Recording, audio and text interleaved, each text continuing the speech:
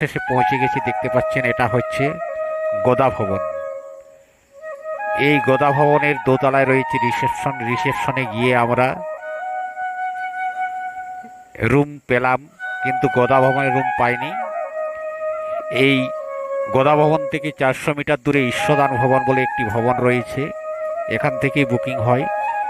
এখান থেকে বুকিং করে আমরা ঈশ্বরদান ভবনের রুম পেলাম। গোদা ভবনের রিসেপশনে আমরাকে বলল যে বিনা পয়সায় এখান থেকে ব্যাটারি চালিত গাড়ি দিয়ে আমরাকে পৌঁছে দেবে ঈশ্বরদান ভবনে 400 মিটার দূরে। তাই আমার সহধর্মিনীর সাথে আমি এখন সেই ব্যাটারি চালিত গাড়ি দিয়ে এগিয়ে চলেছি ঈশ্বরদান ভবনের উদ্দেশ্যে।